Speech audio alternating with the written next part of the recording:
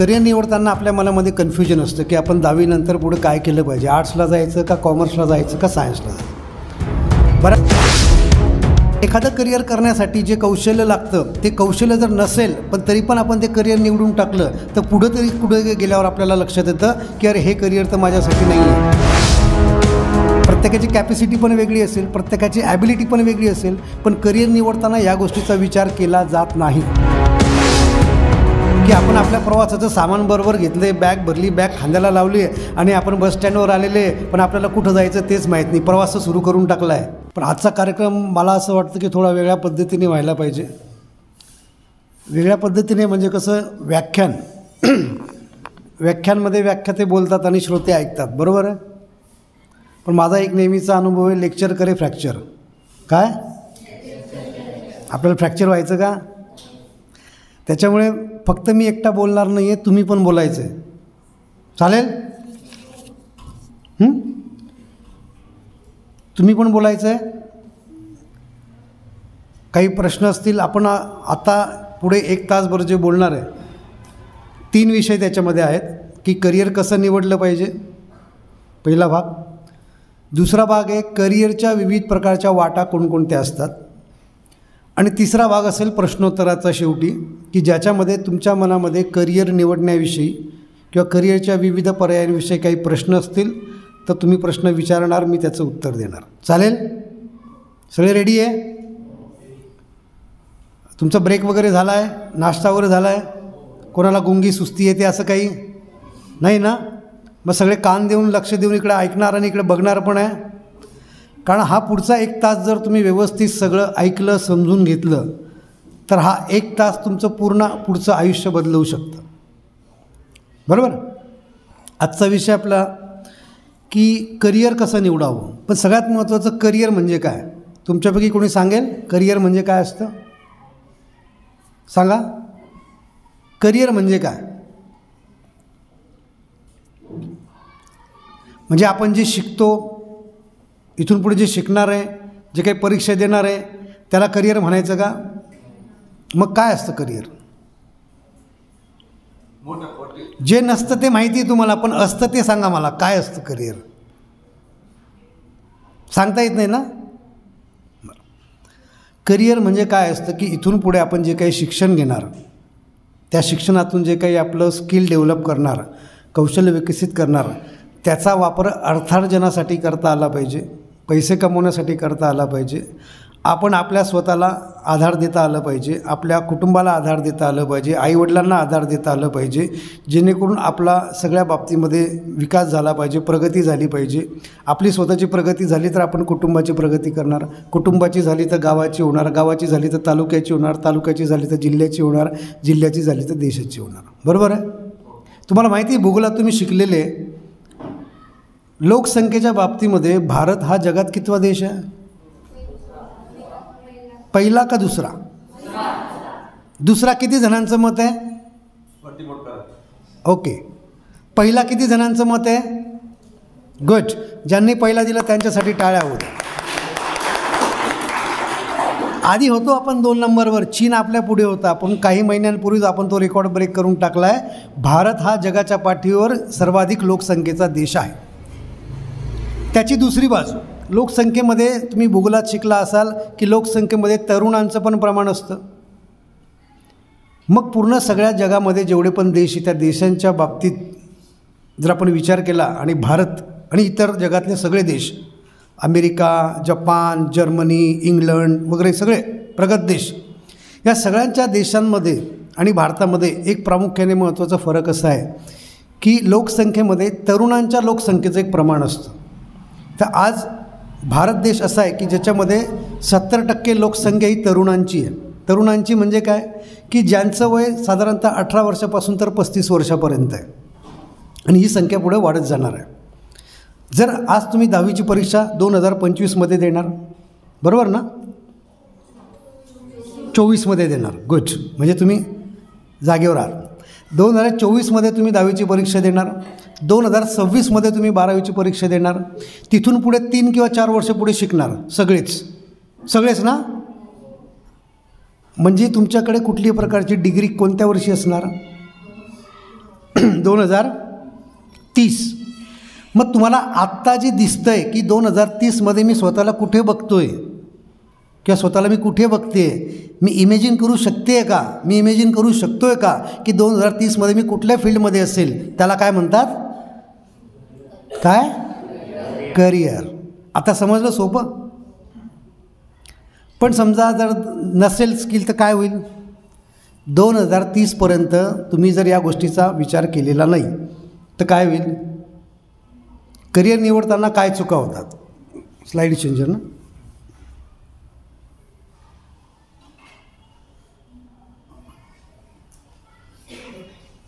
Sir कुठल्या बाजूने remote आहे. करिअर निवडताना आता आपण करिअर कसं निवडायचं त्या विषयाकडे जातो आहे. त्यांच्याकडे हर्षल सर मैं नेक्स्ट बोले तो नेक्स्ट हो जाता.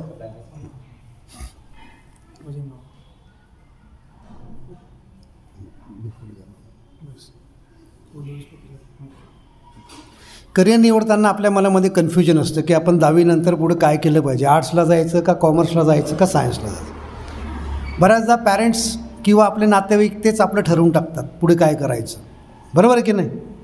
तुम्हाला विचारतात का, आता तुम्हाला अनुभव नाही आहे पण मी ज्या 11वी 12वी डिग्री घेतलेल्या मुलांशी बोललो आहे, पालकांशी बोललो आहे, त्यांच्यामध्ये करिअरचा नेमका प्रॉब्लेम काय असतो, कन्फ्युजन असतं, करिअर कोणतं निवडायचं ते माहीत नसतं. आम्ही पूर्ण ऑल इंडिया लेवलवर एक सर्वे केला होता आमच्या काउन्सिलर कमिटीने. तर असं निदर्शनास आलं की 7पेक्षा जास्त करिअरचे ऑप्शन्स मुलांना पालकांना माहिती नाही आहे. जास्तीत जास्त 7, त्याच्या पलीकडे नाही. त्याच्यामुळे करिअर निवडताना काय प्रॉब्लेम होतो, lack of awareness about right career choice. म्हणजे आपल्यासाठी योग्य करिअर कोणतं आहे ते मुलांना निवडता येत नाही. तो एक त्यांच्या करिअरचा प्रॉब्लेम असतो. मुलांना आणि पालकांना करिअर कसं निवडावं याच्यासाठी मार्गदर्शन करण्यासाठी जी यंत्रणा लागते ती यंत्रणा आपल्याकडे पुरेशी नाही आहे. त्याच्यामुळे पालकांना आणि मुलांना याच्याविषयीचं प्रॉपर गायडन्स मिळत नाही, म्हणून करिअर निवडताना बऱ्याचशा चुका होतात. आणि एखादं करिअर करण्यासाठी जे कौशल्य लागतं ते कौशल्य जर नसेल पण तरी पण आपण ते करिअर निवडून टाकलं तर पुढे गेल्यावर आपल्याला लक्षात येतं की अरे हे करिअर तर माझ्यासाठी नाही आहे, मला आता हे जमत नाही आहे, मग आता मी कसं काय करू. मग आपल्याला परतीचे मार्ग तर बंद झालेले असतात, मग मारून मुटकून ते शिक्षण पूर्ण करावं लागतं. पण त्या शिक्षणाविषयी मुलं समाधानी नसतात. म्हणजे जे आता जर बघितलं इंजिनिअरिंगच्या बाबतीत मी तुम्हाला उदाहरण देतो की जवळपास 80% जास्त इंजिनियर्स आज बेकार आहेत. त्यांच्याकडे डिग्री आहेत पण कुठल्याही प्रकारचा जॉब नाही आहे.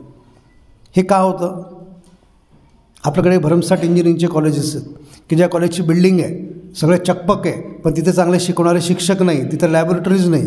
म्हणजे असे इंजिनियर की ज्यांनी फक्त इंजिनिअरचं लेबल लावलेलं आहे पण त्यांना कुठेही जॉब का मिळत नाही. मग 20% लोक ज्यांना जॉब आहे त्यांनी काय केलं आहे, त्यांनी कोणतं शिक्षण घेतलं आहे, सेम आहे की नाही का वेगळं आहे, सेम आहे का वेगळं आहे. आज तुम्ही बघता प्रत्येक फील्डमध्ये अपडेशन चालतं रोज. तुम्ही मोबाईल वापरता, ॲपमध्ये अपडेट येतं की नाही. म्हणजे आज जी मी टेक्नॉलॉजी वापरतो कदाचित उद्या ती जुनी झालेली असेल. मग एवढं अपडेशन लागतं तर करिअरच्या बाबतीत आपण अपडेट राहायला नको की नको, काय म्हणणं आहे तुमचं, राहायला पाहिजे की नाही. तर आपण पहिले बघू करिअर निवडताना नेमक्या काय काय चुका होतात. प्रेशर बेस्ड डिसिजनिंग, दबावाखाली येऊन निर्णय घेणे. मग दबाव कोणाचा असतो, मित्रमैत्रिणींचा असतो. मेरी दोस्त जा रही है वो कॉमर्स ले रही तो मैं भी कॉमर्स लूँगी, माझा मित्र इंजिनिअरिंग करणार तर मी बी इंजिनिअरिंग करणार. बरोबर आहे की नाही. मान्य असेल तर मला सांगा, नसेल मान्य तर मला सांगा सर तुमचं जे सांगताय ते ज्याच्याबद्दल माझं वेगळं मत आहे असं. पण हे अनुभवातून आलेलं सांगतो आहे तुम्हाला. बरेचदा पालकांचं प्रेशर असतं, बेटा मी तर काय शिक्षण घेऊ शकलो नाही कारण तेव्हा आर्थिक परिस्थिती नव्हती, पण मला डॉक्टर बनायचं होतं, पण आज माझी परिस्थिती मी तुम्हाला शिकवू शकतो, क्लासला पाठवू शकतो तर तुम्ही डॉक्टर बना. म्हणजे पालकांचा एक दबाव असतो. तिसरा दबाव असतो सोसायटीचा. पालकांचं एक इमेज असते, ते आपल्या नातेवाईकांमध्ये बरेचसे काहीतरी समजा इंजिनियर असतील किंवा डॉक्टर असतील किंवा कुठलेही शिक्षण घेणारे असतील, शिक्षक असतील, तर मग आईवडिलांचं मत काय असतं, तू सुद्धा काय कर, काय म्हणतात ते तेच कर, जे आपल्या सगळ्या कम्युनिटीमध्ये आपल्या सोशल नेटवर्कमध्ये केलेलं आहे तेच कर. त्या दबावाखाली निर्णय घेतला जातो म्हणून करिअरची दिशा चुकते. दुसरं आहे unclear skill and interest profile. मला नेमकं आवडतं काय, माझी आवड काय, माझी स्किल काय, मला कोणते कामं जमू शकतात याचा आपण कधी विचार करत नाही. म्हणजे जसं म्हणतात की ज्या दुकानामध्ये जास्त कस्टमरची गर्दी असते त्याच दुकानामध्ये लोक जास्त गर्दी करतात. आपल्याला फक्त 2-3च क्षेत्र माहिती आहे, मेडिकल, इंजिनिअरिंग, फार्मसी. अजून सांगा. मी सांगतो 7पेक्षा जास्त माहीत नाही, पण कदाचित आज सावित्रीबाई फुले विद्यालयाचे तुम्ही एवढे टॅलेंटेड विद्यार्थी, तुम्हाला जास्त पण माहिती असू शकतात. सांगा अजून करिअरचे ऑप्शन सांगा. हात वर करायची गरज नाही, जागेवरून सांगा, ऐकू जाईल एवढ्या मोठ्या आवाजात सांगा. Medical, engineering, pharmacy. चौथं हां कॉमर्स. अजून हे क्षेत्र झालं, मी करिअरविषयी म्हणतो आहे. टीचर. ओके. चौथा अजून UPSC म्हणजे सरकारी नोकरी. अजून बघा, विचार करा.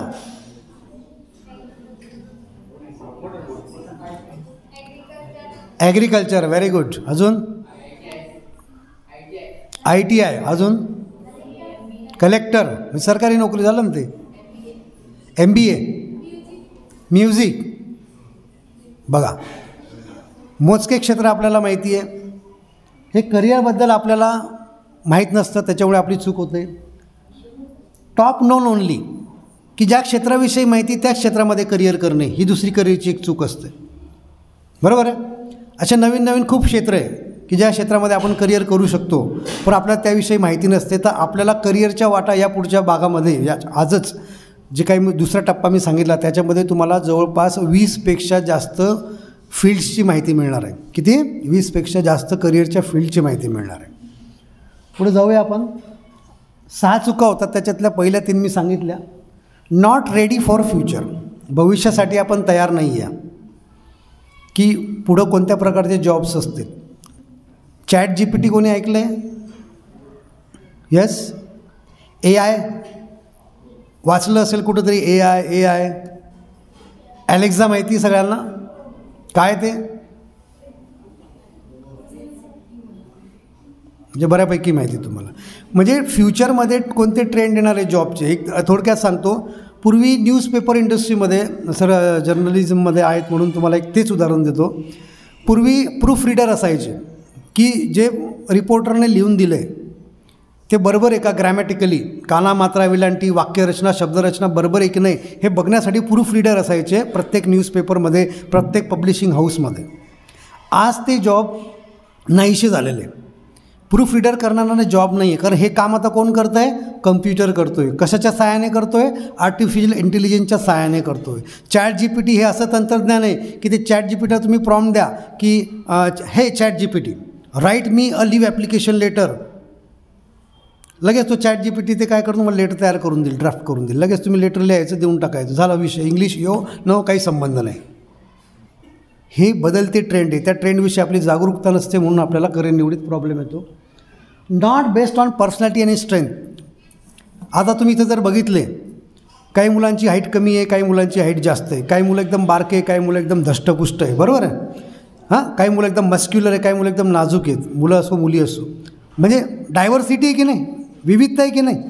मग तसं प्रत्येकाचे इंटरेस्ट पण वेगळे असतील, प्रत्येकाची कॅपॅसिटी पण वेगळी असेल, प्रत्येकाची ॲबिलिटी पण वेगळी असेल, पण करिअर निवडताना या गोष्टीचा विचार केला जात नाही. म्हणून करिअर निवडताना चूक होते. म्हणून करिअर निवडताना या सगळ्या गोष्टीचा विचार हा केला पाहिजे. Career planning is a deliberate process knowing who you are so that you can be sure where you want to go or what you want to be. मराठीत सांगतो तुम्हाला काय असतं करिअर प्लॅनिंग म्हणजे काय. आता आपण छोट्या छोट्या गोष्टींचं प्लॅनिंग करतो. तुमच्या भावकीमध्ये गावाकडे कोणाचं लग्न असेल, आत्याच्या मुलाचं, मामाच्या मुलीचं वगैरे वगैरे, बरोबर आहे. तर तुम्ही प्लॅनिंग करता, कोणता ड्रेस घालणार, कोणते बूट घालणार, काय काय करायचं, मेहंदी कोण काढणार, कशी काढणार, इव्हेंट काय करायचा, गाणे कोण म्हणणार, असतं की नाही प्लॅनिंग. समजा तेच लग्न जर दुसऱ्या गावाला असेल, मुंबईला असेल, तर पहिलं प्लॅनिंग की इथून तिथं कसं जाणार आहे, मग ट्रॅव्हल्सने जाणार आहे का आपण बसने जाणार आहे का ट्रेनने जायचं आहे, मग ट्रेनने जायचं आहे तर किती तारखेला लग्न आहे, मग त्याचं आपल्याला रिझर्वेशन तिकीट काढावं लागेल, मग किती लोक आहेत, मग कोणत्या दिवशी जावं लागेल, कोणत्या ट्रेनने जावं लागेल, सगळ्या गोष्टीचं प्लॅनिंग आहे. लग्नाचं असू द्या, बड्डेचं असू द्या, आपला बड्डे येतो आहे, कोणाला इन्व्हाइट करायचं, केक कोणता आणायचा, फ्लेवर कोणता घ्या, सगळ्या बारीक सारीक गोष्टीचं प्लॅनिंग असतं. तुम्ही जर टिफिन आणत असाल तर तुमची आई पण प्लॅनिंग करते की बिटूला उद्या सकाळी डबा द्यायचा आहे तर काय काय प्लॅनिंग करावं, बरोबर आहे की नाही? म्हणजे प्रत्येक गोष्टीला प्लॅनिंग आहे. करिअरचं काय प्लॅनिंग असतं आपलं? मी नेहमी सगळ्या सेमिनारमध्ये विद्यार्थ्यांना एक उदाहरण देतो की आपली अवस्था अशी झालेली आहे की आपण आपल्या प्रवासाचं सामान बरोबर घेतलं आहे, बॅग भरली, बॅग खांद्याला लावली आहे आणि आपण बस स्टँडवर आलेले आहे, पण आपल्याला कुठं जायचं तेच माहीत नाही. प्रवास सुरू करून टाकला आहे, प्रवासाला तर निघालेत, पण कोणत्या गावाला जायचं तेच माहीत नाही. कोणत्या गावाला जाणार, कोणत्या बसमध्ये बसणार, कोणतं तिकीट काढणार. म्हणून करिअर प्लॅनिंग हे सगळ्यात महत्त्वाचं आहे. कारण तुम्ही आता 10वीला आहे, तुमच्या करिअरच्या, तुमच्या आयुष्याच्या एक महत्त्वाच्या टर्निंग पॉईंटवर, एका टप्प्यावर तुम्ही आहे की तुम्हाला इथून पुढे 3-4 मार्ग दिसतील, तर त्यातला तुमचा योग्य मार्ग कोणता राहील की जे तुम्ही तुमच्या मुक्कामाच्या ठिकाणापर्यंत पोचाल. पण तुम्ही ठिकाणच ठरवलं नाही मुक्कामाचं तर कसं काय पोचणार? म्हणून म्हणतो 2030मध्ये तुम्ही कुठं बघू इच्छित आहेत स्वतःला. मी लॉयर, स्वतःला मी वकील म्हणून बघतो आहे, मी स्वतःला एक पत्रकार म्हणून बघतो आहे, मी स्वतःला शिक्षक म्हणून बघतो आहे. शिक्षक म्हणू शकणार तर फार कमी असतील इथं. मी तर म्हणतो 1-2 हात पण वरती येणार नाही बरं सर. परिस्थिती अशी आहे, शिक्षक कोणावर बनायचं नाही आजकाल. मान्य आहे की नाही? मग शिक्षक बनायचं नाही कोणाला. तुम्ही बनले कशामुळे? हां, शाळेचं नाव काय? शिक्षक नाही बनायचं. आद्य शिक्षिका सावित्रीबाई फुले, त्यांच्या शाळेत तुम्ही शिकतात आणि टीचरशिपमध्ये करिअर नाही करायचं. तुमचीच नाही गोष्ट सांगत, तुम्ही स्वतः वैयक्तिक नका घेऊ. प्रत्येक सेमिनारमधला हा प्रश्न आहे. जेव्हा आम्ही विचारतो शिक्षक किती जणांना बनायचं आहे, काय हात वर नाही राहत. काय कारण कोणाच ठोक. इथं आम्हाला शिकवलेलं समजत तर आम्ही दुसऱ्याला कुठे शिकवून समजू, बरोबर आहे की नाही? हेच कारण आहे का? हो ना. अरे पण एक विषय तर कुठला आवडता असेल ना तुमचा. मला इतिहास खूप आवडतं, भूगोल खूप आवडतं, हिंदी खूप आवडतं. आवडत्या विषयात जी गोष्ट आपल्याला आवडते ते आपण मनापासून करतो, बरोबर आहे? इंस्टाग्रामची रील पाहायला आवडतात. पर्टिक्युलर एक यूट्यूबवर किंवा कोणी जो इंस्टाग्राम इन्फ्लुएन्सर असेल त्याचे पाहायला आवडतात. त्याची रील आपण तासनतास पाहत बसतो का? कारण ते आवडतं. मग तसं एखाद्या विषयात आवड असेल त्या विषयाचा अभ्यास आपण किती वेळ करू शकतो की नाही? मग त्या विषयामध्ये तुम्ही सखोल ज्ञान घेतलं, त्याचं पूर्ण ज्ञान प्राप्त केलं, ते ज्ञान फक्त इकडून घ्यायचं आणि तिकडे द्यायचं आहे. शिक्षक काय करतात? काही वेगळं करतात का? शिक्षकाचं काम फक्त ज्याने जे ज्ञान घेतले ते ज्ञान डिलिव्हर करायचं काम करतात. फक्त ते डिलिव्हर करण्याची स्टाईल असते आणि ती स्टाईल मुलांना आवडणारी असली तर ते टीचर बी आपल्याला आवडतात. मग आपण अशी स्टाईल डेव्हलप करू शकतो. थोडं विषयांतर झालं, पण तरी तुम्हाला एक महत्त्वाचा मुद्दा सांगितला की करिअर निवडताना आपली इंटरेस्ट हा सगळ्यात महत्त्वाचा भाग असतो. की मी कोण आहे, मी कोणतं काम चांगलं करू शकतो, विचारायचं स्वतःला. आपण कधी स्वतःला विचारतच नाही. आणि स्वतःविषयी विचार करण्याची सगळ्यात चांगली जागा असते, मी सांगणार नाही कुठली असते, पण सगळ्यांनी विचार करा. तिथं आपण स्वतःचा विचार चांगला शांततेत करू शकतो. तेव्हा विचार जाऊ, हू आय एम, मी कोण आहे, मी काय करू शकतो. दुसरं गोष्ट आहे, you can be sure where you want to go. मुक्कामाचं ठिकाण कुठं जायचं आहे आपल्याला, 2030मध्ये कुठं असणार मी, याचा विचार आत्ता करावा लागेल. ऐन वेळेवर करून चालणार नाही. तिसरी गोष्ट, what you want to be at some defined point in future. एका ठराविक टप्प्यावर तुम्ही काय असणार, तुम्हाला काय पाहिजे. आज समजा कोणी पण काय म्हणतं, आई वडिलांना कधी विचारलं आहे तुम्ही तर तुमच्या फरमाईशी सांगतात, पप्पा मेरो बड्डे को येऊ ना, हां ये ड्रेस हो ना, फलाना फलाना जे काय असेल ते, मला स्मार्ट वॉच घेऊन द्या, देतात की नाही. तसं कधी त्यांना विचारलं आहे की त्यांना काय पाहिजे तुमच्याकडून. त्यांना काय पाहिजे की तुमचं भविष्य सुरक्षित झालं पाहिजे, सिक्युअर्ड झालं पाहिजे. मग त्यासाठी तुमचा पहिला महत्त्वाचा मुद्दा आहे की करिअर निवडताना या सगळ्या गोष्टीचा विचार केला पाहिजे की आपण कोण आहेत, आपला इंटरेस्ट काय, आपली ॲबिलिटी काय, आपली ॲप्टिट्यूड काय, आपलं स्किल काय, आपल्या सवयी कशा आहे आणि या सवयीच्या आधारे आपण कोणत्या फील्डमध्ये करिअर करू शकतो. मान्य आहे? जायचं पुढं. A good career in educational field depends on excellence अचिव्ड in competitive exam. म्हणजे तुम्ही स्पर्धा परीक्षांची तयारी जर केली, स्वतः वेगवेगळ्या परीक्षांना बसले, तर त्याच्यातून तुम्हाला तुमचे स्किल कळतात. Competitive exam skill can be develop easily during the moulding phase of high school. म्हणजे शाळेमध्ये असतानाच ह्या कॉम्पिटिटिव्ह एक्झामचे स्किल डेव्हलप होतात. आता तुम्हाला एक तमन्ना म्हणजे काय माहिती आहे? आम्हाला फक्त भाटियांची तमन्ना माहिती आहे, बरोबर ना? हिरोईन ही तमन्ना वेगळी आहे. ही भाटियांची तमन्ना नाही, ही केंद्र शासनाची तमन्ना आहे. तमन्ना म्हणजे काय मराठीत काय म्हणतात त्याला? हां, इच्छा, ख्वाहिश, स्वप्न. प्रत्येकाचं एक स्वप्न असतं. इथं विचारलं तर प्रत्येकजण सांगू शकतो माझं स्वप्न काय. मला डॉक्टर व्हायचं, मला इंजिनियर व्हायचं, मला कलेक्टर व्हायचं, आलाना फलाना, सगळ्यांचे स्वप्न आहे. पण मला एक सांगा, स्वप्न पाहण्यासाठी झोपावं लागेल. आणि महत्त्वाकांक्षा काय असते? झोपू देते का? मग पहिले हे बघा की तुम्ही तुमच्या करिअरविषयी जे स्वप्न बघताय ते तुमचं ॲम्बिशन आहे की स्वप्न आहे? स्वप्न जर ॲम्बिशनमध्ये बदलवलं तरच ते साकार होऊ शकतं. नाही तर मग काय, पडल्या पडल्या स्वप्न कोणाला बी पडतात, सकाळी पडतात, रात्री पडतात, सकाळी विसरून जातात. तर तमन्ना काय आहे? तमन्नाचा लॉंग फॉर्म आहे try and measure aptitude and natural abilities. म्हणजे काय?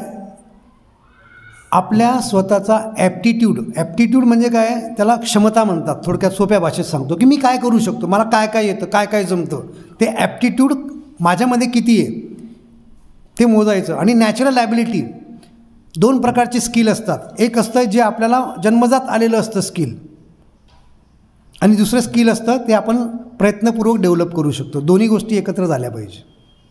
दॅट इज तमन्ना. केंद्र शासनाने तमन्ना नावाची एक ॲप्टिट्यूड टेस्ट डेव्हलप केलेली आहे. ह्या ॲप्टिट्यूड टेस्टच्या माध्यमातून विद्यार्थ्यांचे 7 प्रकारचे ॲप्टिट्यूड डेव्हलप केले जातात. ॲप्टिट्यूड डेव्हलप केले जात नाही, ॲप्टिट्यूड चेक केले जातात. तर त्या ॲप्टिट्यूड कोणत्या आपण पुढे बघणार आहे.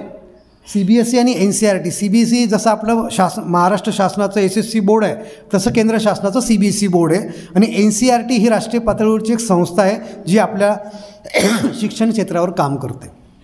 त्यांनी डेव्हलप केलेली तमन्ना नावाची एक टेस्ट आहे.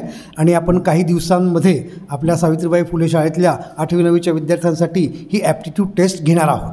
बरोबर आहे? आज तुमची जी टेस्ट झाली ती स्कॉलरशिप टेस्ट होती, ती टेस्ट वेगळी, आणि ही होणार आहे पुढे, ही तमन्ना नावाची ॲप्टिट्यूड टेस्ट आहे. तर ह्या तमन्ना नावाच्या ॲप्टिट्यूड टेस्टमध्ये काय आहे? लँग्वेज ॲप्टिट्यूड, त्यानंतर आहे ॲबस्ट्रॅक्ट रिझनिंग, नंतर आहे व्हर्बल रिझनिंग, त्यानंतर आहे मेकॅनिकल रिझनिंग, त्यानंतर आहे numerical ability, spatial ability, perceptual ability. आता हे शब्द तुम्हाला सगळे नवीन आहे, कठीण वाटत आहे, कधीच ऐकले नसतील, वाचले नसतील, पाहिले नसतील. पण हे काय नेमकं? पहिला ॲप्टिट्यूड तुम्हाला सांगतो, सोपं आहे समजून सांगायला, ते समजेल तुम्हाला. Language ability. आजच्या टेस्टमध्ये तुम्हाला काही प्रश्न होते इंग्रजीमधून. ज्या विद्यार्थ्याला विचारलेला प्रश्न तो इंग्रजी भाषेमधून वाचता आला, वाचून ज्याला ते समजलं की त्याच्यात नेमकं काय दिलं आहे, काय विचारलं आहे, आणि खाली 4 उत्तर दिले, तो प्रश्न वाचून त्याच्यातलं कोणतं उत्तर येईल हे ज्याला 100% समजलं, त्याच्या प्रश्नाचं उत्तर चुकेल का? पण त्या प्रश्नामधले मला 3 शब्दाचे अर्थच माहीत नाही, मला प्रश्न कळेल का? प्रश्न हिस्ट्री जॉग्रफीचा असू द्या, इकॉनॉमिक्सचा असू द्या, गणिताचा असू द्या, सायन्सचा असू द्या, की सिविक्सचा असू द्या, की कम्प्युटरचा असू द्या. पण इंग्रजीमधला तो प्रश्न तुम्हाला वाचून जर समजला नाही, कारण त्याच्यातले काही शब्दांचे अर्थ तुम्हाला माहीत नाही आहे, तर तुम्हाला तो प्रश्न कळेल का? That is language aptitude. म्हणजे तुम्हाला ज्या भाषेत प्रश्न विचारला आहे तो प्रश्न पूर्ण वाचून समजला पाहिजे की त्या प्रश्नामध्ये नेमकं काय विचारलं आहे, तो कोणत्या धड्यातला आहे, त्या धड्यातल्या कोणत्या डेफिनेशनवर, फॉर्म्युलावर बेस आहे, हे जर तुम्हाला समजलं तरच तुम्हाला तो प्रश्न सॉल्व करता येईल. That is language aptitude. म्हणजे कोणत्याही फील्डमध्ये करिअर करण्यासाठी सगळ्यात महत्त्वाचं काय आहे? आपल्यामध्ये भाषेची क्षमता असली पाहिजे, ती भाषा समजली पाहिजे. बरोबर आहे? तेलुगूमधून बोललो तर समजेन का तुम्हाला? मला तर येत नाही तेलुगू, पण समजतं का? नाही, कारण आपला ॲप्टिट्यूड नाही आहे. पण मराठी, हिंदी, इंग्रजी आपला ॲप्टिट्यूड आहे. तर हे जसं एक लँग्वेज ॲप्टिट्यूड आहे, तसे 7 प्रकारचे डोमेन्स आहेत, 7 प्रकारचे ॲप्टिट्यूड आहे, ज्याच्याविषयी मी तुम्हाला थोडक्यात पुढे आता माहिती देणार आहे. आणि त्या ॲप्टिट्यूड कोणत्या फील्डमध्ये लागतं, की ते ॲप्टिट्यूड असेल तर तुम्ही कोणत्या फील्डमध्ये करिअर करू शकता, ते पण मी तुम्हाला पुढं सांगणार आहे. ओके? लँग्वेज ॲप्टिट्यूड कोणी वाचून सांगू शकतं मला काय लिहिलं आहे? तुमच्यापैकी कोणी सांगा इकडचा भाग ॲप्लिकेशनमधला, किंवा वाचून दाखवा जागेवर, मोठ्याने वाचा.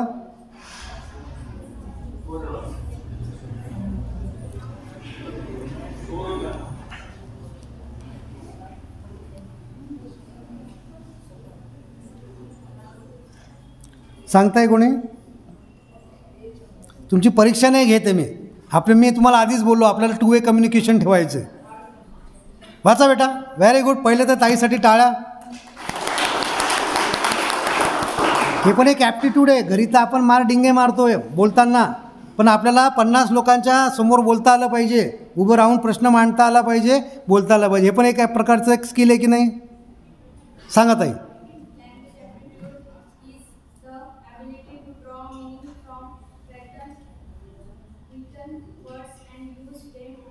Very good.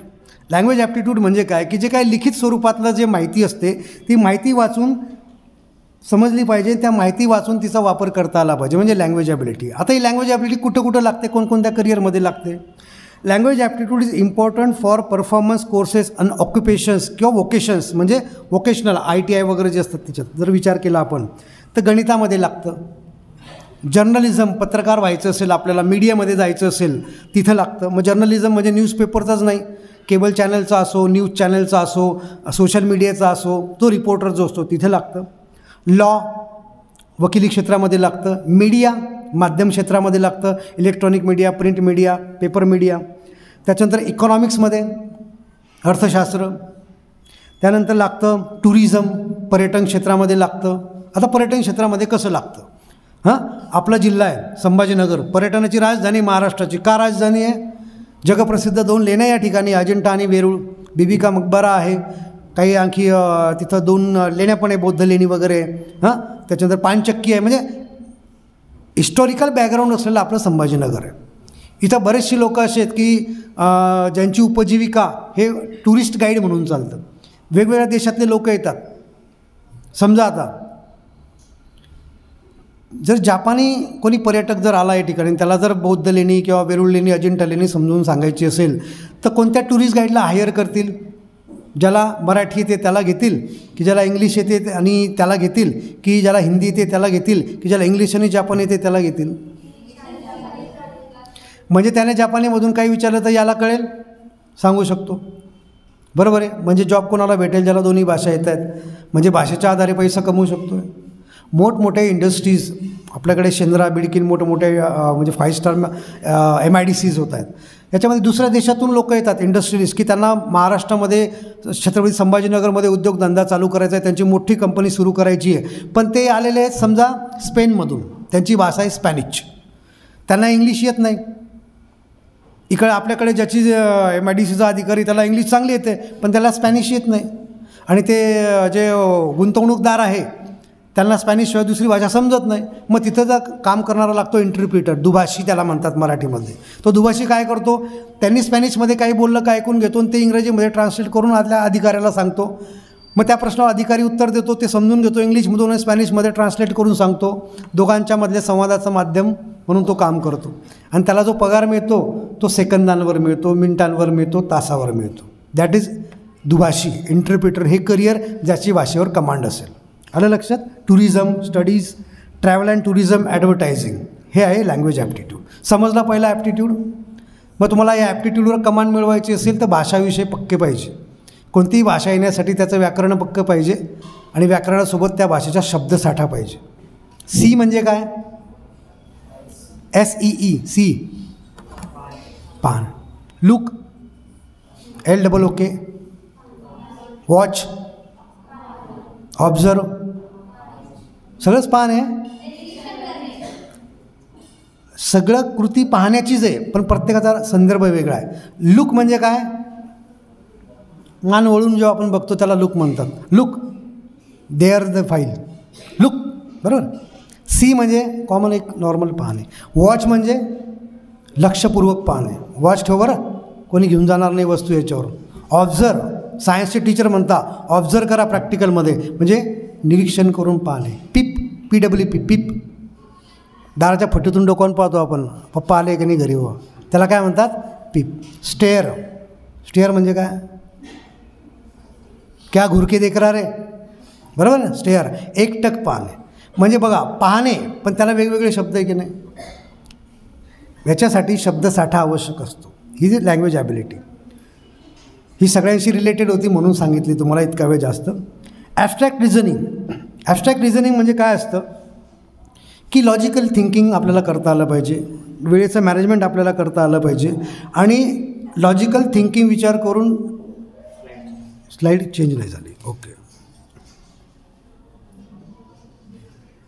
Abstract reasoning involves ability such as thinking logically, लॉजिकने विचार करायचा, मॅनेजिंग टाईम, वेळेचं पण व्यवस्थापन व्यवस्थित करायचं आणि प्रॉब्लेम सॉल्व करायचा. That is abstract reasoning. तर्क वितर्क शक्ती त्याला मराठीमध्ये म्हणतात. मग ही ॲबस्ट्रॅक्ट रिझनिंग ही जी ॲप्टिट्यूड आहे ते कुठं कुठं लागतं आपल्याला ते मी तुम्हाला फील्ड सांगतो. ते तर सगळ्यात महत्त्वाचं म्हणजे पहिले सायन्समध्ये लागतं, मॅथमॅटिक्समध्ये पण लागतं, फिजिक्समध्ये पण लागतं, केमिस्ट्रीमध्ये पण लागतं, इंजिनिअरिंगमध्ये पण लागतं, मेडिकल फील्डच्या करिअरमध्ये पण लागतं. याच्याशिवाय आर्किटेक्चर याला बनायचं. आर्किटेक्चर काय काम करतो, आर्किटेक्चरचं काय काम असतं, सिव्हिल इंजिनियर तर घर बांधतो पण त्या घराचा प्लॅन कोण तयार करतं, architecture. Good. Biotechnology, bio and technology, बायोलॉजिकलमधल्या ज्या टर्म्स आहेत त्या टेक्नॉलॉजीचा वापर करून ती प्रोसेस करणे त्याला बायोटेक्नॉलॉजी म्हणतात. Computer science, engineering, forensic science या सगळ्या ठिकाणी ॲबस्ट्रॅक्ट रिझनिंग लागतं. मी सांगतो प्रॉब्लेम सॉल्व करता आला पाहिजे म्हणजे तुमचं ॲबस्ट्रॅक्ट रिझनिंग चांगलं आहे. फॉरेन्सिक सायन्स माहिती आहे तुम्हाला, CID माहिती आहे, CID सिरियल, तो काय तो कोण ऑफिसरचं नाव काय त्या, हां, आणि तो दया वगैरे बरं ना, एखादा क्राईम घडलेला आहे, समजा एक बॉडी आहे, डेड बॉडी आहे, काळी ठिक्कर जळालेली आहे आणि मग ते काय म्हणतात, चलो ये बॉडी फॉरेन्सिक डिपार्टमेंट को भेज दो. मग फॉरेन्सिक सायन्सवाले काय करतात, त्या जळालेल्या बॉडीचा वरून ते स्ट्रेस लावू शकतात की ही बॉडी मेलची का फिमेलची आहे, अंदाजे वय किती असेल, बरोबर, कशामुळे जळालेलं आहे प्रेत, बॉडी कशामुळे जळालेली, मग केमिकल टाकून हे का काय वगैरे सगळं, हे सगळं गुन्ह्याचा तपास करणारे जे लोक असतात कुठल्याही बाबतीत. मी एक जळाल्याचं उदाहरण दिलं, समजा एखादं म्हणजे मर्डर झालेला आहे, तिथं ती सुरी पडली, त्या सुरीला खून लागलं आहे, खून सुकलेलं आहे, किती तासापूर्वी त्या सुरीवरून समजतं, त्या रक्त लागलेलं आहे ना ते सुकलेलं, त्याच्यावरून समजतं की किती वेळापूर्वी खून झालेला आहे, खून करणारा कोण आहे, जखम कशी आहे. बऱ्याचशा वेबसिरीज पण तुम्ही बघितले असेल आलेले आहे त्याच्यावर. फॉरेन्सिक सायन्स, कोणत्याही गुन्ह्याची उकल करण्यासाठी सायन्सचा वापर करणारं डिपार्टमेंट म्हणजे फॉरेन्सिक सायन्स, ज्याची CBIमध्ये, IBमध्ये, CIDमध्ये, पोलीस डिपार्टमेंटमध्ये नेमणूक केली जाते, ज्याचं फॉरेन्सिक सायन्सचं गव्हर्नमेंट कॉलेज औरंगाबादला आहे, ज्याच्यासाठी कुठलीही एंट्रन्स द्यावी लागत नाही, 12वीच्या टक्केवारीवरून फॉरेन्सिक सायन्सला ॲडमिशन मिळते. तर BSc इन फॉरेन्सिक सायन्स तुम्ही करा, मग MSc करताना तुम्ही केमिकल फॉरेन्सिकमध्ये PG करा किंवा सायबर फॉरेन्सिकमध्ये करा. सायबर फॉरेन्सिक नवीन प्रकारचे गुन्हे होतात, लिंक येते, लिंकला क्लिक करतो, OTP मागता, लगेच खात्यातून पैसे गायब, ईमेल येतो, ईमेलला क्लिक करता, पैसे गायब. सायबर फॉरेन्सिक, कुठून तरी एक पोस्ट येते, व्हायरल होते, दांगडं होतो, दंगल होते, सगळं होतं, मग ती पोस्ट कुठून आली, ओरिजिन काय त्याचं, दॅट इज सायबर फॉरेन्सिक. आलं लक्षात. तर असे फॉरेन्सिक सायन्समध्ये ॲबस्ट्रॅक्ट रिझनिंग कामाला येतं, प्रॉब्लेम सॉल्विंग स्किल. तुम्हाला जर प्रॉब्लेम सॉल्व करता येत असेल वेळेचा व्यवस्थित वापर करून effectively, that is abstract reasoning. Next आता आपण बघू वर्बल रिझनिंग. वर्बल, बोलण्यातलं, समोरच्याचं बोलणं आपल्याला कळलं पाहिजे आणि आपल्याला जे म्हणायचं आहे ते व्यवस्थित शब्दात मांडता आलं पाहिजे, त्याला वर्बल रिझनिंग म्हणतात. वर्बल रिझनिंगमध्ये काय असतं, VR is the ability to solve problems by understanding the meanings and ideas framed in words and apply reasoning. म्हणजे शब्द वाचून, वाक्य वाचून तुम्हाला जे वाचलेलं कळतं आहे आणि कळून त्याचा अर्थ काढता आला पाहिजे, दॅट इज वर्बल रिझनिंग. ते कुठे वापरलं जातं, मेडिकल सायन्स आणि पॅरामेडिकल सायन्समध्ये. पॅरामेडिकल सायन्स काय माहिती आहे तुम्हाला, मेडिकल सायन्सचं सगळ्यांना माहिती आहे, पण पॅरामेडिकल काय असतं, पॅरा, प्यारा म्हणजे काय, तो प्यारा नाही, प्यारा नाही, पॅरा, प्यारा म्हणजे तुम्ही प्यारा समजणार, भारत हमको जान से प्यारा आहे, ते प्यारा नाही, पॅरा, PARA. पॅरा म्हणजे पॅरलल, कशाशी पॅरलल, मेडिकल फील्डशी पॅरलल. डॉक्टरकडे गेलो, आजारी पडलो होतो, डॉक्टरने औषधी लिहून दिली, आपण गेलो मेडिकलवर फार्मासिस्टकडे, बरोबर आहे. डॉक्टरला कोणी हेल्प केली आपल्याला बरं करायला? फार्मासिस्टने, बरोबर आहे. फ्रॅक्चर झालं, डॉक्टर म्हणतो एक्सरे काढून आण, आपण गेलो एक्सरे काढणाऱ्याकडे, एक्सरे टेक्निशियनकडे. मी डॉक्टरने कोणाची मदत घेतली आपल्याला बरं करायला? एक्सरे टेक्निशियनकडे. एक्सरे टेक्निशियन फार्मसी हे पॅरामेडिकलमधलं फील्ड आहे. डोकं दुखतं आहे, डॉक्टरकडे गेलो डोळ्याच्या, डॉक्टरने नंबर काढून दिला, म्हणजे या नंबरचा चष्मा लावा. आपण गेलो ऑप्टोमेट्रिककडे, ऑप्टिशियनकडे गेलो, त्या नंबरचा चष्मा त्याने बनवून दिला आपल्याला. ऑप्टोमेट्री म्हणजे हे पॅरामेडिकल आहे. डॉक्टरकडे गेलो, डॉक्टर म्हटला की काहीतरी प्रॉब्लेम दिसतो, तुम्ही ब्लड चेक करून आणा, मला रिपोर्ट बघितल्यावर कळेल तुम्हाला नेमकं काय झालं आहे. ताप आहे, पण ताप फ्लूचा आहे का मलेरियाचा आहे का चिकनगुन्याचा आहे, कसं काय कळेल? ब्लड चेक करावं लागेल. मग ब्लड चेक करायला आपण पॅथॉलॉजीकडे जातो. पॅथॉलॉजिस्ट हे काय आहे? पॅरामेडिकल. तर असे जवळपास 22 प्रकारचे पॅरामेडिकलचे कोर्सेस आहेत की ज्याला कुठली एंट्रन्स द्यावी लागत नाही. ते कोर्स तुम्ही घाटीच्या गव्हर्मेंट मेडिकल कॉलेजला पण करू शकता. त्यानंतर लिंग्विस्टिक, भाषाशास्त्रज्ञ, advertising, public relation, human resource management कंपनीमध्ये असतं, HR मॅनेजमेंट ज्याला म्हणतो आपण. तिथं आपल्याला व्हर्बल रिझनिंगची आवश्यकता पडते आणि व्हर्बल रिझनिंग ज्यांचं स्ट्रॉंग असेल ते या फील्डमध्ये करिअर करू शकता. पुढचं आहे मॅकॅनिकल रिझनिंग. मॅकॅनिक्सपासून मॅकॅनिकल शब्द बनला आहे. मॅकॅनिकल रिझन हा मॅकॅनिक्सपासून बनलेलं आहे शब्द. आणि मॅकॅनिक्स हे कशातलं आहे? फिजिक्स, केमिस्ट्री की maths? Physics. Acceleration, force, speed ह्या सगळ्या गोष्टींशी संबंधित आहे मॅकॅनिकल रिझनिंग. जर तुमचं भौतिकशास्त्र, फिजिक्सचे चॅप्टर तुमचे स्ट्रॉंग असतील तर तुम्ही या मॅकॅनिकल रिझनमध्ये स्ट्रॉंग आहेत. MR is the ability to apply reasoning in the practical environment using basic concepts in mechanics. This ability helps to individual to solve problems related to machines, mechanical machines. Engage in reasoning ability to situation rather than simply applying the formula. नुसते सूत्रपाठ असून उपयोग नसतो, त्या सूत्राचा वापर पण करता आला पाहिजे मशिनरीजमध्ये. That is mechanical reasoning. कुठं कुठं लागतं ते? It is important for performance and courses and occupation such as physics, chemistry, machinery, electrical, civil, automobile engineering.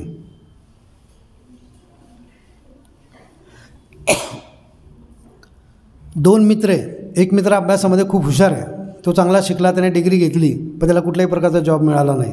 दुसरा एक मित्र आहे जो अभ्यासामध्ये हुशार नाही आहे, परिस्थिती साधारण आहे, पण त्या मित्राला फॅमिलीला पण सपोर्ट करायचा होता, म्हणून तो मित्र त्या वडिलांच्या गॅरेजवर जायला लागला, लहानपणापासून काम करायला लागला. त्याच्यामुळे काय झालं की शाळेत शिकता शिकता त्या विद्यार्थ्याचं मेकॅनिकल रिझनिंग इतकं स्ट्रॉंग झालं की त्याला गाड्यांचं मेकॅनिकिझम समजायला लागलं की गाडी बंद पडते तर का बंद पडते, गाडीच्या आवाजावरून त्याला कळायला लागलं की याच्या इंजिनमध्ये काय प्रॉब्लेम असेल. आणि तो अशा पद्धतीने मेकॅनिक झाला, गॅरेज मेकॅनिक, की त्या गावातल्या सगळ्या मॅक्झिमम गाड्या त्याच्याचकडे जायला लागल्या. मग आता याच्यात सांगा टक्केवारी कुठं आली का, मार्क कुठे आले का, आणि आपण नेमकं घाबरतो कशाला? परीक्षेला, मार्क मिळाला.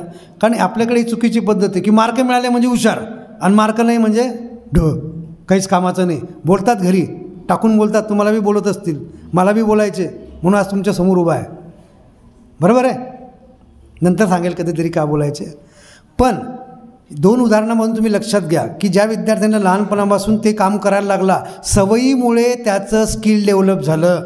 गाड्यांचे इंजिनचे पार्ट्स बघणे, हाताळणे, त्याला दुरुस्त करणे, आयलिंग करणे, ते काम बघून बघून ऑब्झर्वेशनने तो शिकला. जर त्याकडे ऑब्झर्वेशन स्किल नसतं तर काय शिकला असता का तो? बरोबर आहे की नाही? तर दॅट इज मेकॅनिकल रिझनिंग. हे सगळ्यात महत्त्वाचं आहे या फील्डमध्ये करिअर करण्यासाठी. नेक्स्ट आपण बघू न्यूमरिकल ॲप्टिट्यूड. हे सगळं आकड्यांशी संबंधित आहे. आकडे म्हणजे मटक्याचे नाही, आकडे म्हणजे रमीचे नाही. आकडे कोणते? न्यूमरिकल ॲप्टिट्यूड म्हणजे गणितातले आकडे, बेरीज, वजाबाकी, गुणाकार, भागाकार, या चारच क्रिया सगळ्यात महत्त्वाच्या.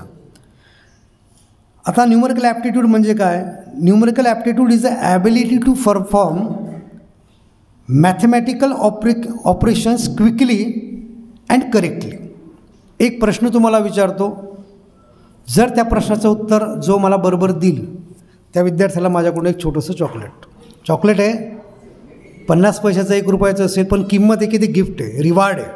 प्रश्न आहे, समजा हा जो पिलर आहे, ही पिलर म्हणजे माझ्या घरातली भिंत आहे की तुमच्या घरातली भिंत आहे. ते पिलरचा जो वरचा आडवा बीम आहे तेवढ्या हाईटवर मला लॉफ्ट बनवायचा आहे, माळोचा बनवायचा आहे. माळोचा बनवला, तिथं मला आता डबे ठेवायचे, वस्तू ठेवायचे आहे काही, पण ते वस्तू माझा हात तिथं पुरत नाही, म्हणून मला शिडी बनवायची आहे. तिथं मला हात पोचेल म्हणून शिडी बनवायची की त्या शिडीवर चढून ती वस्तू मला काढता आली पाहिजे, परत ठेवता आली पाहिजे. पण मला आता प्रश्न पडला आहे की ती शिडी बनवताना जे बांबू लागतील त्याची हाईट कशी घ्यायची. समजा 10 फुटावर बीम आहे, आडवा बीम 10 फुटावर आहे आणि मला त्या पिलरपासून 2 फूट अलीकडे शिडीचं खालचं टोक ठेवायचं आहे. शिडीचं खालचं टोक 2 फूट अलीकडे, भिंतीचे 2 फूट अलीकडे खालचं टोक बांबूचं आणि वरचं टोक त्या 10 फुटावर. आलं लक्षात.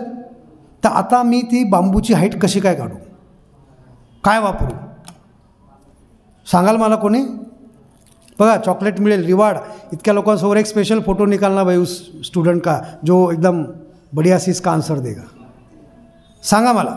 शिकला आहे तुम्ही, माहिती आहे तुम्हाला, मी सांगतो ना तुम्हाला, शिकले, 7वीत शिकले तुम्ही. बोला, ज्याला येते त्याने पटकन बोला, बाकीचे कुजबूज न करू. चॉकलेटचा प्रश्न आहे, गिफ्टचा प्रश्न आहे. कोण सांगणार. यस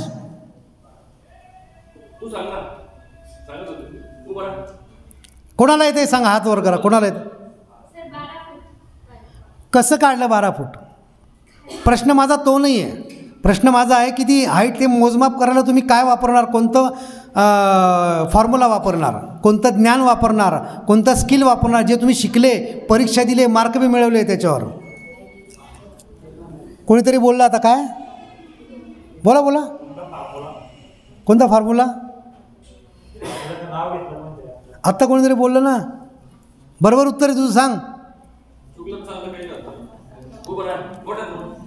सांग बेटा, सांग सांग. शिकलोय आपण ते.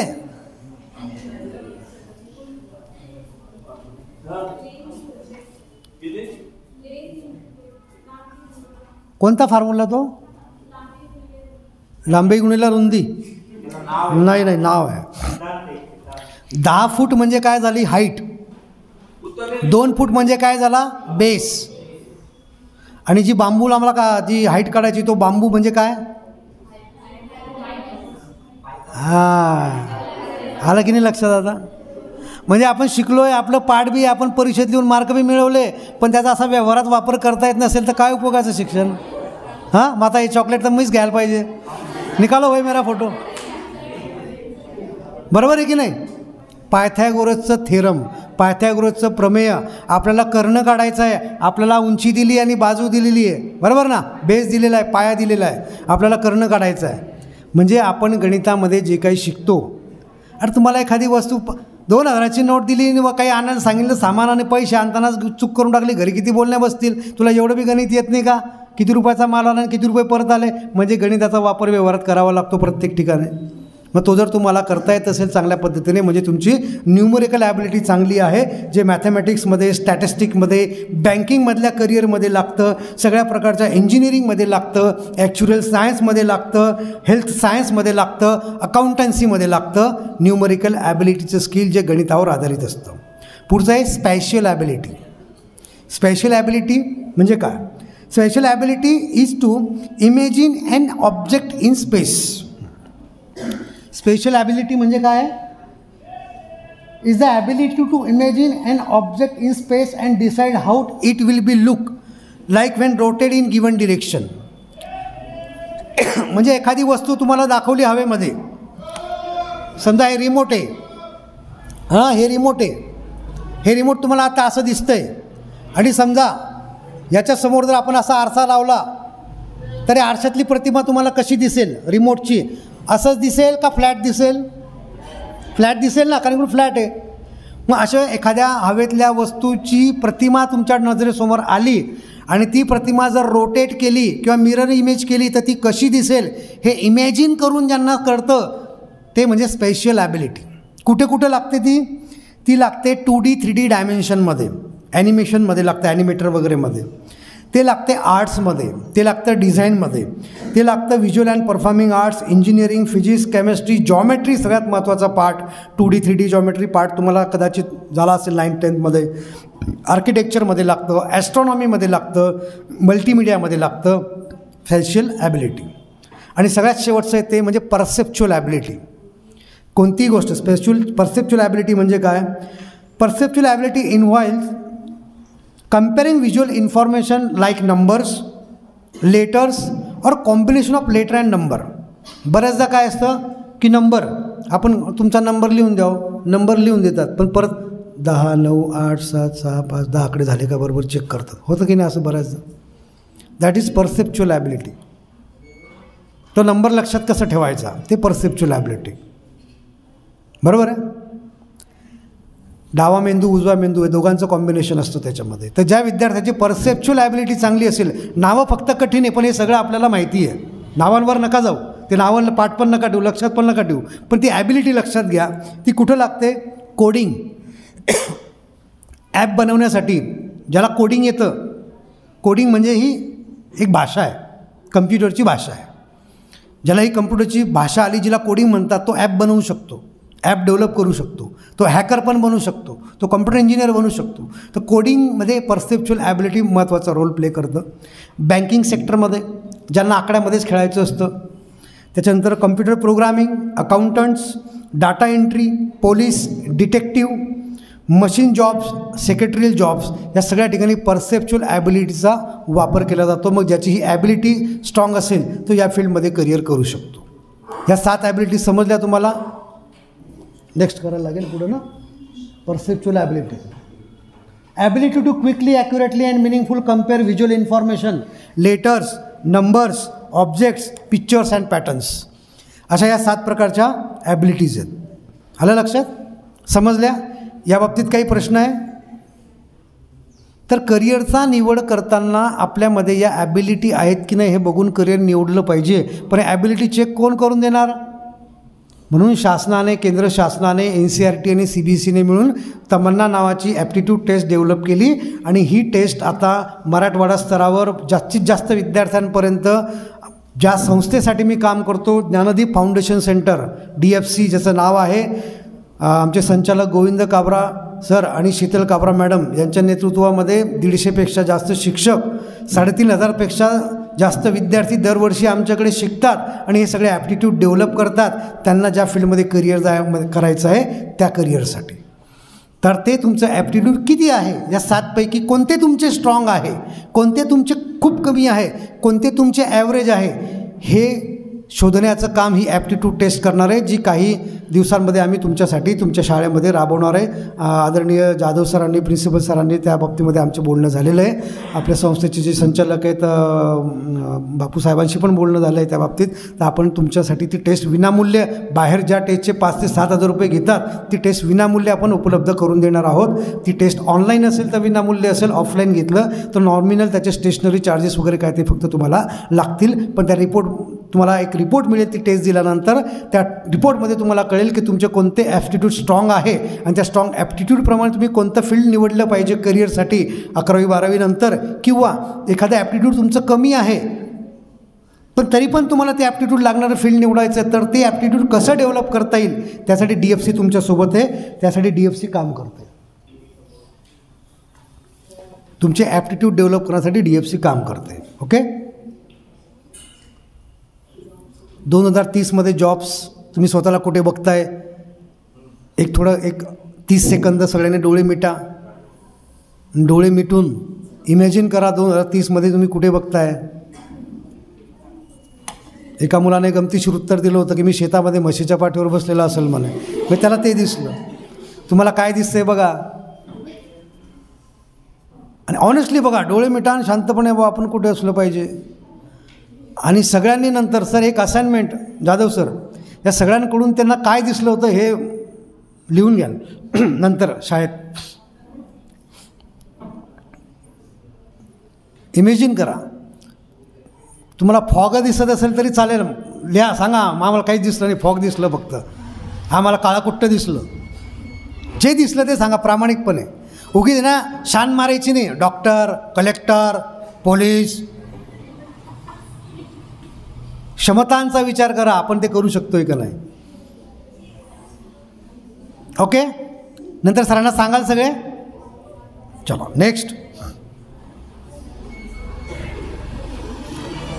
समोर काय काय ते आपल्याला फक्त आमलेट माहिती आहे, बॉईल भुर्जी माहिती आहे, बॉईल माहिती आहे, बरोबर आहे. पण हे वेगळ्या दृष्टिकोन तुम्हाला मी सांगतो आहे. बघा, तुमच्या हातामध्ये एक अंडं आहे. हां, त्या अंड्याला तुम्ही टॅप केलं किंवा ते अंडं तुमच्या हातून खाली पडलं तर काय होईल? ते तर कोणी बी सांगेल अंडं फुटेल व असं. प्रोसेस काय होईल? त्या अंड्यामध्ये जे आत जे आहे त्याचं काय होईल? त्याच्यामध्ये जो काही जीव असेल, जो पुढे निर्माण होणार आहे, त्या जीवाचं काय होईल? मरून जाईल ना ते. Life end. अंडं फुटलं, लाईफ एंड.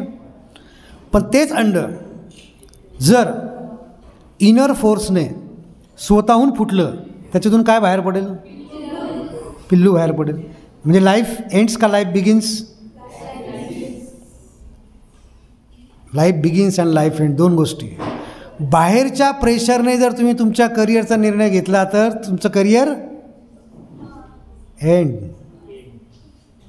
पण तुम्ही स्वतःच्या आतमध्ये काय आहे, तुमचे स्किल्स काय, तुमच्या ॲबिलिटी काय, तुमचा इंटरेस्ट काय, तुम्हाला काय आवडतं, याचा विचार करून जर करिअरचा निर्णय घेतला तर करिअर बिगिन्स. मग तुम्हाला एंड करायचं का बिगिन करायचं? हां, एंड करणार का बिगिन करणार?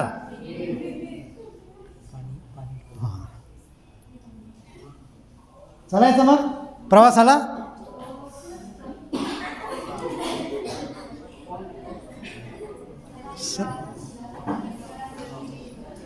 आता आपण बसमध्ये बसलेलो आहे आणि आता आपल्याला एका ठिकाणी आपण उतरलो आहे. निदान आपल्याला तिकीट काढायची मानसिकता झालेली असं मी समजेल, बरोबर ना? कोणत्या गावाला जायचं आणि कोणत्या बसमध्ये बसायचं, तिकीट काढायचं कोणतं, ही मानसिकता झालेली आहे. मी तुम्हाला गावांची नावं सांगणार आहे. गावांची नावं मी तुम्हाला सांगणार आहे. 22 ते 23 प्रकारचे गावं आहे. तुमची टेस्ट झाली तेव्हा तुम्हाला एक प्रश्न विचारला होता की तुम्हाला भविष्यात कशात करिअर करायचं आहे. लिहून दिलं आहे ना, टिक केलं आहे ना. बघा आता मॅच करा त्या गोष्टीशी. नेक्स्ट.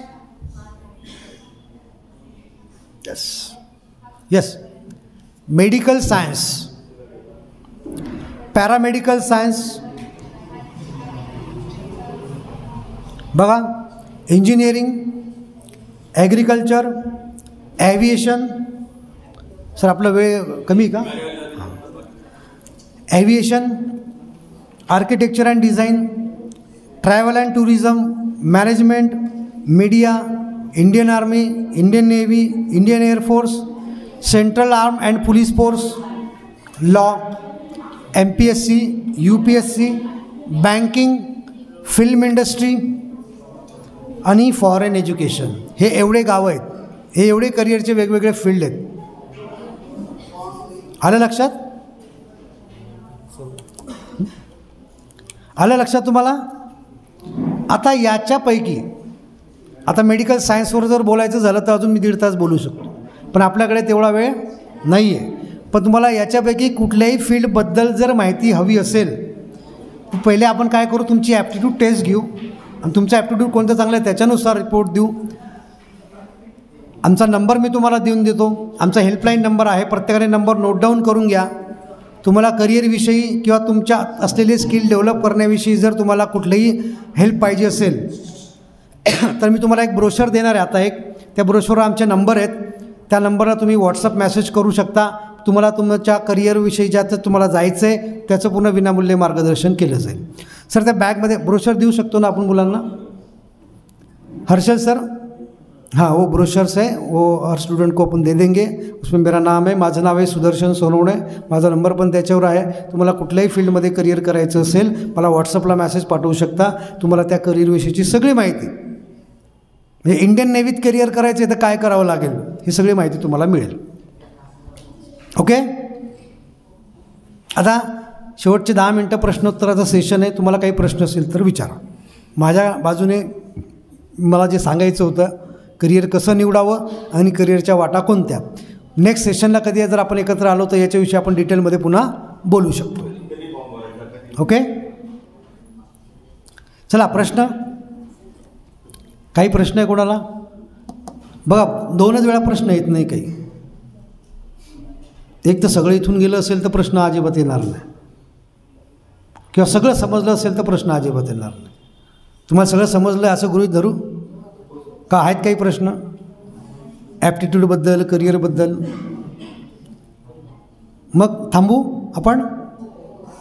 ओके, तर सहकार महर्षी बाळासाहेब पवार सार्वजनिक वाचनालय कन्नड व बाळासाहेब पवार फाउंडेशन यांच्या संयुक्त विद्यमाने आज जो आपण इथे एक व्याख्यान आयोजित केलं करिअर संदर्भात, आणि मला इथं बोलून तुमच्याशी बोलण्याची संधी दिली, तुम्हाला मार्गदर्शन करण्याची संधी दिली, त्याबद्दल मी बापूसाहेबांचे, तसेच सगळ्या टीमचे, जाधव सरांचे, वाकळे सरांचे, आणि सगळ्यात महत्त्वाचं तुम्ही सगळे शांततेने सगळं ऐकलं म्हणून तुमचे आभार व्यक्त करतो आणि माझं मार्गदर्शन संपवतो. जय हिंद, जय महाराष्ट्र.